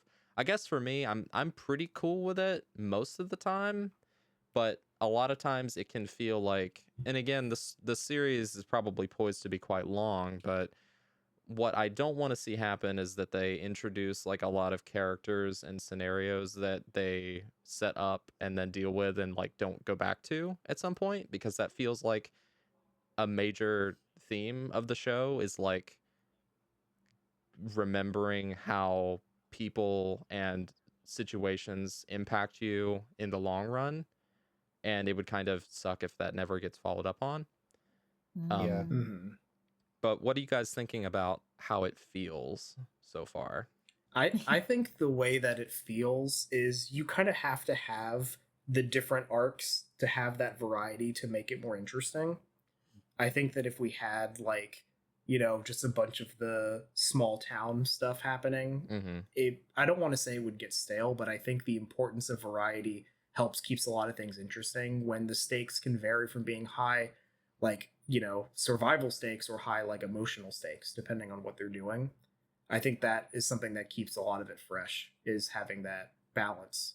I do feel like, as a non-manga reader, I do feel like there are certain characters and moments that will get brought up again, like Kraft, Mm-hmm. I think his name was, the other elf that we run into, Yes. as well as Shirtless in was the cabin. Yeah, of course. As well as one of my favorite characters that we got very little time with, Sign. Mm-hmm. Was he the I drunken think priest? The second he's drunken priest? He was the Yeah. second. Every priest is drunk in this show. It's true. That The is canon. healer. Um, but yes, like the older gentleman. I say older because he was like 25 or 30, something. yeah, like instead of 30. 15, yeah. Old. You guys don't know, Um, but Denkin is actually only 32. Wow. Uh, but yeah, like moments where we get a little bit of what his motivation is for traveling, trying to reunite with his friend, and like obviously they're going to pick up that thread at some point. Mm-hmm. I think my concern got to when we got to the tournament arc, where we were introduced to like a good handful of other mages that all get little moments of why they're doing the mage exam and what they're searching for, and a lot of them kind of get resolution in a way. So I'm hoping we don't have to pick up with everybody we've met, but just the ones that kind of add more importance, or ones that really impact Frieren, I think, Yeah. is the ones that we should be and will be seeing come again. Mm-hmm. There has definitely been a little bit of that in the manga so far, but it remains to be seen how much. So I need we'll see. Sign to come back. He is almost an exact copy of my current D&D character that I'm playing. Yeah. So I immediately really liked his character and like what he's doing, and why he's like finally being motivated to do this quest and like do what he wants to do with his life after procrastinating for some valid reasons for so long. I just really resonated with what he's looking for, and I hope that we get to see more of him. This Sorry, is just go a quick aside. I don't really know exactly what made me think of this, but I remember seeing a post probably about a couple months ago that was like somebody Google translating what all of the German names mean, and they're all like extremely straightforward, like words for simple things. Like I can't think of any off the top of my head. Maybe I should have prepared that, but I'm gonna cut this bit because I don't have an example, so I can't do a Okay. punchline. Never mind. Good to know though. Funny. So It yeah, seems to me, you at home like- use Google Translate to have a funny joke. Yeah, there you go. Export the joke or outsource the joke. Correct. But it seems to me that we do have kind of an idea of where the major direction of the plot is going to go. Like, Frieren has said it's going to take them 10 years to get to the Demon Lord's castle. And I don't think even a year has passed since then. Which I think That- it's been a couple, no? Maybe it's hard to tell exact timeline. Like, I know some time has passed, but I don't think it's like they're not quite there yet. Oh, for So sure. no. So yeah. I wanted to to- say it was like maybe 28 years or something after Himmel's Mhm. passing. But a Correct. lot of So- times, like it will do these big jumps. Like it jumps pretty significantly from Fern, like being a little kid to being like a teenager, where she is now in the Mhm. present. But Yeah. after that, like it really slows down. As also like Correct. it's like a day at a time sort of thing. Especially during the mage exam. Like the mage Yeah, exam yeah, takes yeah. what, like a few weeks or something, a few months the mage maybe. exam. The mage exam was a lot of episodes and a lot of time. It was a lot of episodes, but not a lot of time in terms then it of was one maybe episode was a like week. 6 I think it was like a months. week in World, Mhm. maybe. Yeah. Something like that. But like the major thing that we know they're heading towards is them getting to the Demon Lord's castle to go to heaven. Right. What they're going to encounter when they get there is probably just stereotypically it would be the Demon Lord revived. I don't know if they're actually going to do that, but that's just, hazarding a guess. But I mean, also, they could just go up there and just hang out with Himmel, who's just chilling. right. Like it could be, Which apparently it could be a lot of things. I think it's But very funny that in the mythology of Frieren, heaven is just a place you can just go walk to. Heaven is a Yeah. place on earth. The song was true.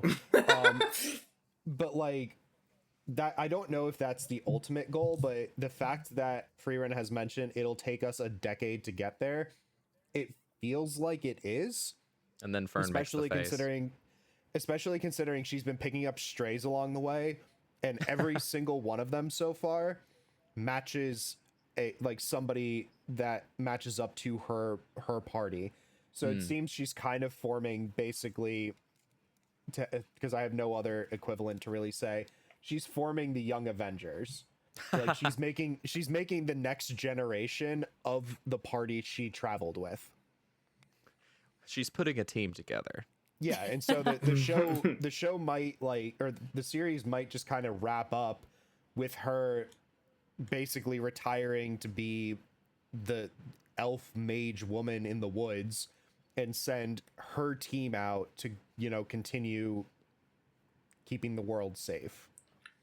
There's definitely hints of that, I think, especially towards the end of the mage exam when they what's her name, Siri, the mage. Yeah, the other one's, like, the head of Zerie. the- I don't know how they Zerie. pronounce it Siri, in Japanese, but like I kept reading. Yeah. I cannot. They said it a million times in the show, but I cannot nail the pronunciation because I kept reading it as Sari whenever I was reading the manga, and that pronunciation, while wrong, has just stuck in my brain. But I think it's like Zerie or something. Yeah. Yeah, Hey, but she Siri. has a Yeah. Hey, my Sari. phone already activated once. But yeah, she talks about how, the choice of letting humans really get involved with magic, at some point humans are going to surpass the power that the elves have with Yeah. magic.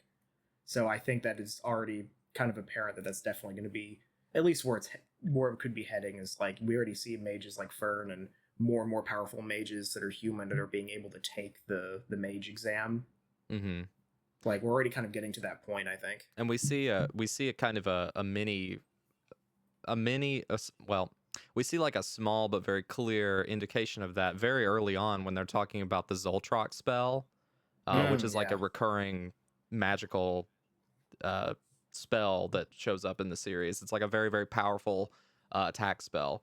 And basically, early on in the series, they Frieren and Fern fight I don't know if it's a demon, but it's like some sort of creature that's been like frozen in time for like a really long period of time, but the spell to freeze it has been like slowly degrading and it's like about to go away. So they're like, oh shoot, we got to deal with this guy who's been like in prison for X amount of years. And then what was it? It was just like the creature thought he could defend against Zoltrak because at the time he was frozen, it was a really weak spell, but things have changed so much that Zoltrak is now like this ridiculous like OP move. Yeah. And like it's just because like of mages developing on this particular spell for like a really long period of time. And then like studied it. perfecting it, studying it, just making it better. Which Yeah. has like a great parallel to how like science works and stuff like that, nowadays, like in the real world. I love how during that sequence, like he's like impressed that they blocked the magic, and Fern's like, that was just basic defense magic. Right. Like, to Like, her, it's like the they basic thing. specifically that was the funny thing, is they specifically made like mage curriculum around being like, all right, this spell that's basically a Vada Kedavra is Zoltrak. Zoltrak will kill you. Here's how to defend against Zoltrak. And Right. it also works against every other spell. Right. So yeah, it was very funny. He's just like, wait, my spell is useless now? And they're like, yeah, it was scary enough that we decided to like, figure out how to block it. Yeah, that is a really fun thing that they established, that like the magic system in this world is like, it's kind of magical, but it also kind of works like science, that it can be like studied and iterated upon and improved over time. I always like that Mhm. though. It's like, Yeah. if something doesn't have rules, it's always like you're just flying by the seat of your tough skins. But this, it's like, no, it's magic, but it's magic has physics as well. Yeah, right.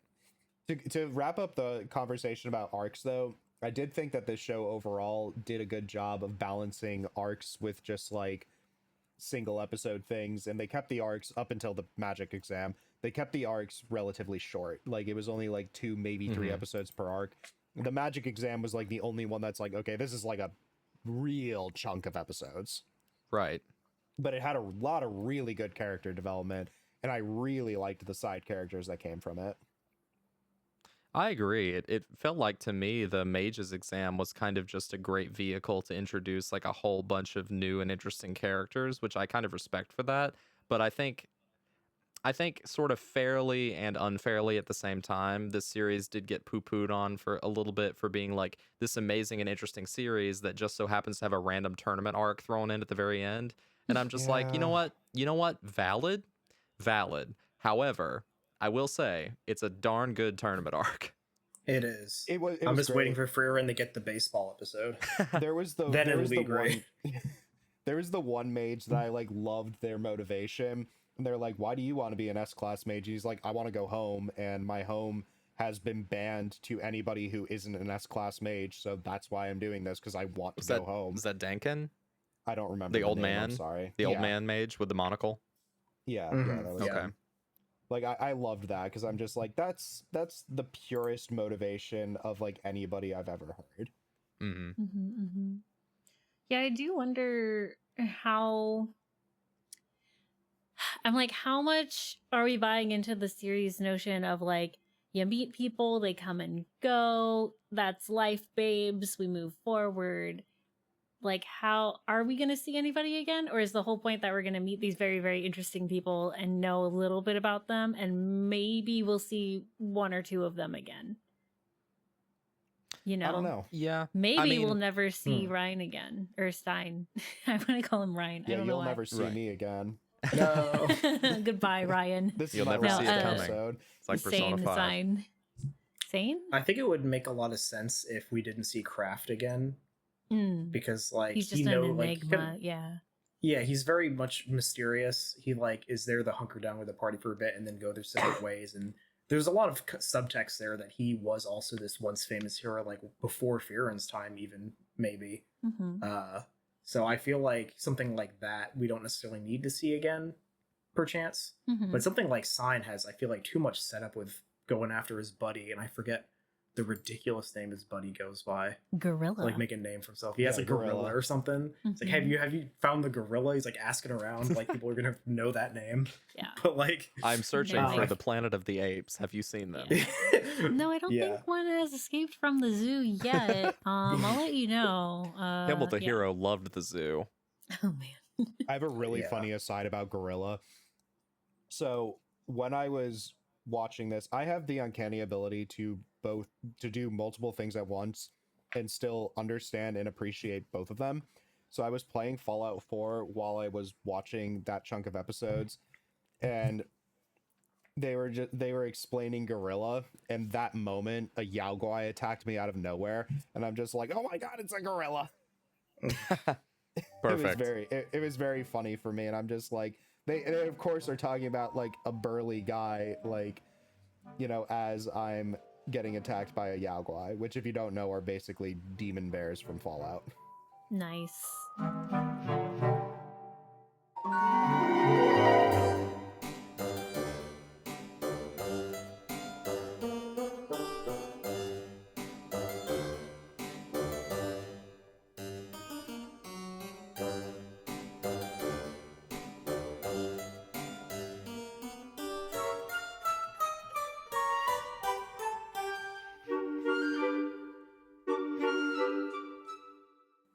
So I think going back to what you said, Sarah, about like, do we necessarily need to see these characters show up again? I mean, I think you have a point, but I think, well, in a way we see Frieren's party a lot in like echoes of the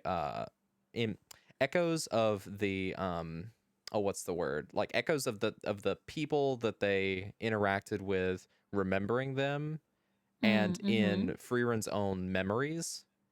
Yeah. So I don't think it's necessarily important that like we keep seeing like um the pigtail girl and the ice queen show up all the time or what have you, like physically right then and there in the present. But Mm-hmm.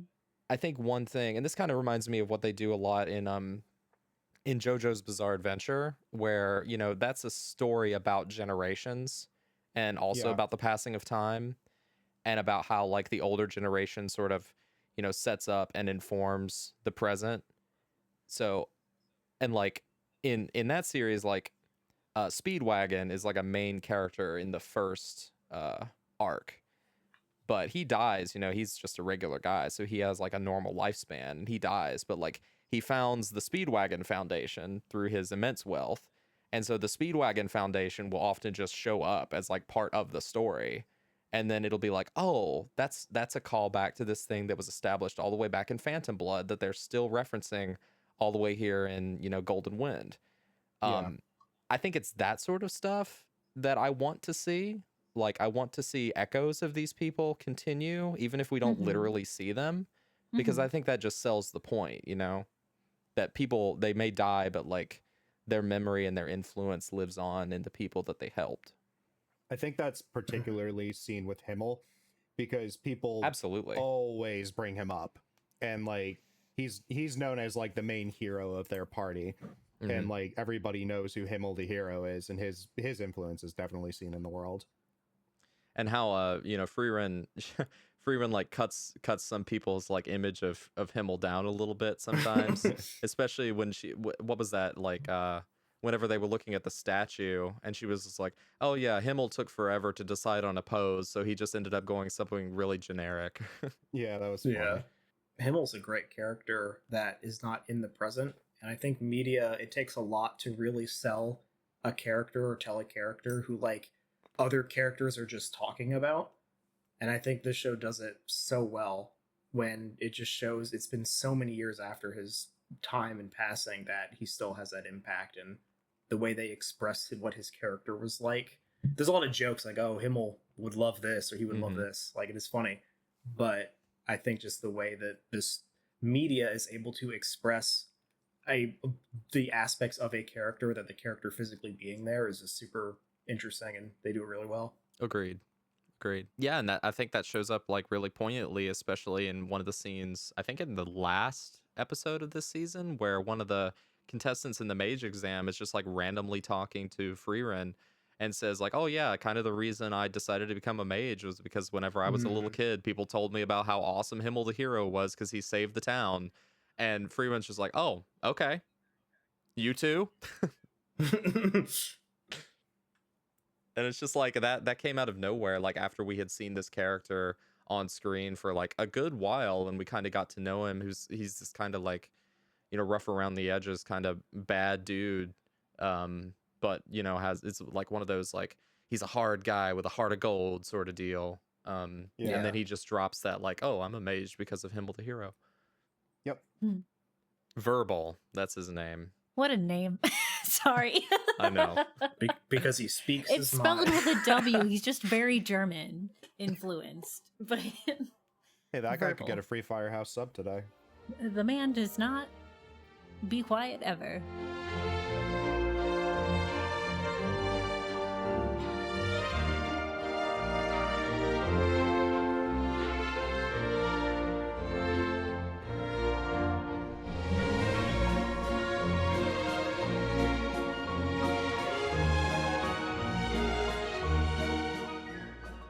As we sort of get to the end of our podcasting journey for this episode, how are we feeling about the series overall? And do we think we will continue with Frieren? Will? Yes. I think that this show overall, already going into it, had a lot of themes and aspects about media that I am very drawn to, like found family, living with your choices and regrets and trying to find what to do with your life, or helping others and just the overall kindness and goodness that people show for each other, and even just doing good acts just for the sake of it being good. Like all of that together and the way it tells the story and the way it presents the story really got me like more invested emotionally than I thought I would. And even like this is more, it's hard to, I'm trying to get words. It is more of like a journey rather than a destination, which sounds funny to say out loud given the title is like Journey's End. Like, oh, they're already at the destination. But even after Frieren's done like arguably the thing that most people would define with her life, she still has that journey and still things to learn and grow and do even after she's almost hit that purpose in her life. I could go on, but I do think that a lot of those themes and just the way it's presented, it's beautifully animated. The soundtrack is beautiful. I love the way they express and show how much these characters care about each other. I was going to read the manga before I started watching the show, and I was like, well, I'll watch the show first and see if I like it, and then when the show's over, then I can read the manga and be caught up. But I was so enamored with how this show was presented that I'm now waiting for a season 2 because I want to experience this emotional height in an anime form versus reading it. Not to say one's better than the other, but I am someone who is much more, I guess, I react better when watching it in anime. That's kind of how I'd want to experience this story. Also, manga does not have music, and the music for this show in particular was like 100% a contributing factor to why I loved it so much. Oh yeah, Like, the immersion if Evan Call aspect releases a is so soundtrack good. to be like, listen to this while you read this chapter of Frieren, then I will read that chapter of Frieren. But Oh yeah, I mean, I do that like on my own when I'm reading like Berserk chapters. I'll put on like the OST while I'm reading it. Like Guts if I was theme reading Frieren on loop, 10 I would. hours. You joke, but that is I will literally do that. But no, like if I was reading it, I would do that because just watching this, it's for me, it's so much easier to get immersed with the pacing of watching the show with all of the sounds and visuals. I am very excited for anything Frieren does, and even if it never gets a season 2, if it gets to that point, I will gladly read it to finish more of that story. yeah. Yeah, you really touched on a lot of things that I would also echo there, Will. I mean, just the fact that this series is about so many things and explores so many things in both like a big picture and the small minutia of everyday living is kind of, I eat that stuff up because it develops such a rich world for a story to exist in. And I think so far it's like mostly pleased me in a lot of ways, and I'm just here for the ride. Like I it's really hard, even as a manga reader, and I've read past the material that's covered in this first season. Like I really could not tell you exactly where this series is going necessarily or could go. But I think if it really sticks the landing, it's going to end up being something really, really special that's going to stand the test of time. I have a lot of confidence in that, and if what we have so far is any indication, this is going to be a really special thing, and it already is. Like it explores just so many different, great themes and relationships that I've really connected to and found really enjoyable and fun. So yeah, I'm here for it. I'm going to keep reading it and see where it goes, and I will be there when the anime comes out to watch it very, very slowly. Oh And yeah, probably I will be 4 like years Sarah from and now. suffer weekly. Yeah, No, let's do honestly, it. the next season of this will be like a day one watch for me. Like I won't be waiting once more episodes come out. Let's see. I think I would like to see a little bit of a return to form of like kind of smaller arcs building into bigger overarching things, maybe. With like learning more about demons and how this whole heaven thing works out and things like that. The manga looks so pretty, but I don't really know if I have the budget, like time wise and money wise, the budget to invest in it at this exact moment. So I will just be waiting for more of the anime. For what it's worth, it is a very, very brisk read. Okay, cool. So if you get the Viz app and you don't want to buy the tankobon volumes, you can breeze through this thing Nice. for what it's worth. True. that's pretty much mostly what I had to say. I do think that no matter what, even whenever Frieren veers towards things that are more fantasy cliches, it does so in such a like, at least in the, I can speak for the anime in terms of like in such a like clean, crisp, like high quality, well thought out way that I feel like I can trust wherever it ends up going in the future. I think. Yeah. I kind of said most of what I'm already thinking about the show. Like I'm very excited to see where this goes because I could be completely right about everything that I said where I think it's gonna go, or I could be completely dead wrong, and I would not care if I was because I'm enjoying the ride. All right, so we've all enjoyed the ride, we've enjoyed the journey, and that takes us to our final question. What, for us individually, is the most iconic scene of these 28 episodes of Frieren? I will toss it over to Sarah first. What do you think? I mean, I don't know if it's like the most indicative of the series as a whole, but the scene that sticks out in my mind the most is Himmel giving Frieren the ring, and just like the symbolism of that, of the like connections missed but like still there in a weird way, was pretty sick. In both meanings of the term. Yeah, I think that's mine. Ryan? Definitely the scene where Stark just one-shots the dragon without meaning to, because I was so hyped up for like a big dragon fight, and I was ready for both Fern and Frieren to like roast it. And then Stark just comes up, bops it on the head, and it's dead.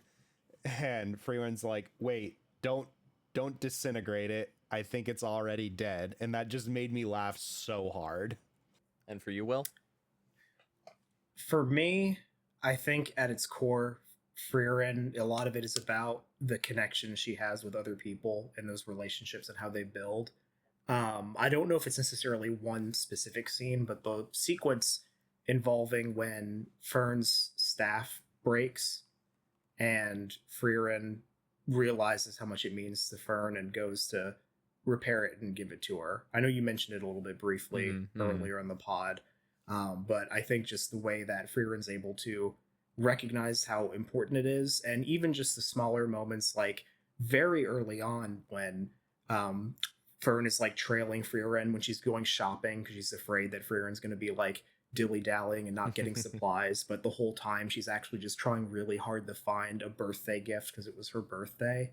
Like those little moments that show how much she cares for people, and that budding of that and like the building up of that relationship, and something that we see very early in the anime, like first couple episodes early, or when these moments happen, like the birthday gift sequence. And that's when already she, at that point, that's when she gives her the hairpin, right? Yeah, that she wears for the like and for the rest of the entire show. I think you could dissect a lot about that sequence with the birthday gift, but I think the big thing for me is that it resonated so much with me, and we see it extremely early in the show, that the show is able to really get you invested with these characters, and them growing together very early is really something else. Yeah, I think mine is kind of in that same period as well, like in that early part of the show, and it's very similar to Sarah's as well. It might be the scene where Himmel gives Frieren the flower crown.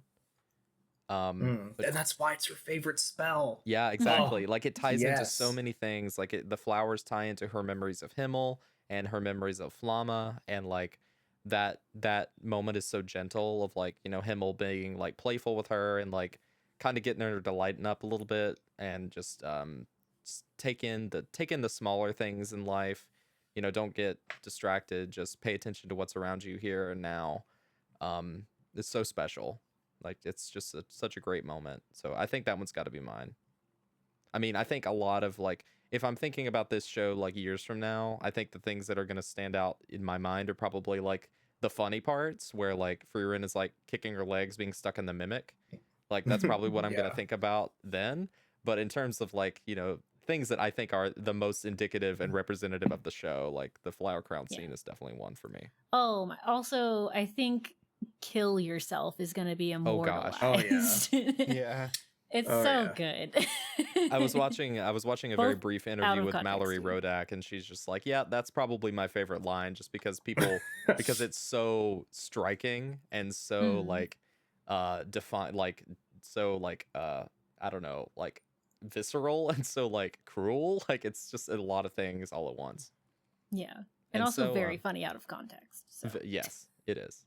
It is. All right, guys. Well, thank you for joining me on this journey across the land of anime podcasting. It was a good time. I hope you guys enjoyed it. Thank you. Yeah. It was Yeah, fun. thank you for having me. Happy to talk. And we will certainly be back reconvening the party if another season of Frieren gets announced, and we will be right back here reviewing it. I cannot wait. If you would like to review the show notes for this episode, you can check those out over on our website, thirdimpactanime.com, where we also have a archive of all of the previous episodes of the show that we have done. By the time you're listening to this, we will have released an episode on the 2008 adaptation of Spice and Wolf that Will was also on with Bill, and probably some other cool stuff that doesn't exist yet at the time of this recording, but it certainly will. The Will and Bill special. So, Will, where can people find you on the internet? Yeah, you can most notably find me over on YouTube, as I primarily do retro video game reviews and sometimes modern game reviews as well. That is going to be Swoosh X Bear. The same it's going to be for TikTok as well as Twitter and Blue Sky. So everywhere, Swoosh X Bear. By the time this video will be out, or this podcast rather, my current video I'm working on is actually going to be on the Sega Genesis X-Men games. So if you like X-Men, by the time you're listening to this, that video should be released. I love X-Men, Yeah. Bub. Me too, bub. Me three, Bubs. Where can people find you, Sarah? I don't do a whole lot. I'm on Twitter, or the website formerly known as Twitter as @UniqueXHarmony. Talk about a lot of gacha games and retweet a lot of pretty art and things like that. And that's all you need. Yeah. Where can people find you, Ryan? So the only social media that I have left is my TikTok, and that's at Bowie Sensei. I do micro game reviews on there, and I basically talk about a game for about 2 to 3 minutes, just what I like about it at a glance, and people have told me it's very nice to hear condensed reviews. What was the last game you liked? Go. Fallout 4. Okay. It's the last game that I reviewed on my page. But yeah, I also, if you have Facebook, which I know is kind of archaic at this point, but if you still use Facebook and you're a local retro gamer, you should definitely join Raleigh Retro Gamers, and you can find both me and Will on there. And I'm in there sometimes. You are in there sometimes. And yeah, we do retro game events typically about once a month, and it's always a fun time. I love that community. It's full of a lot of great people, and that's pretty much where I spend my time on the internet nowadays. And they should all listen to this podcast. They all should listen to this podcast, yes. Mm-hmm. Speaking of this podcast, you can find us again on our website, thirdimpactanime.com. We're on most of the major social media sites. Our posting frequency may vary depending on the site, but we're most active on Blue Sky and Instagram. You can find us there under just Third Impact Anime. Again, if you want to find more episodes from us, check our content archive on our website. If you'd like to support the show monetarily to help us keep the lights on, you can check us out on patreon.com/thirdimpactanime, where we have very, very small, insignificant bonuses just for you. If you want to interact with us more on a social sort of basis, you can always join our Discord, which is a very lively community. All of us are pretty active there, and we try and keep it light and fun. So if you're looking for a nice corner of the internet to be in, the Third Impact Anime Discord is the place to be. Again, if you're listening to this on a platform that allows you to rate podcasts, you should totally give us a 5-star review and maybe write a little nice note, because that will make me very, very happy. And again, thank you guys for listening to this episode, and make sure to keep the potions that dissolve clothes far away from your friends and loved ones. Ooh, baby, do you know what that's worth? Ooh, heaven is a place on earth. They say in heaven, love comes first.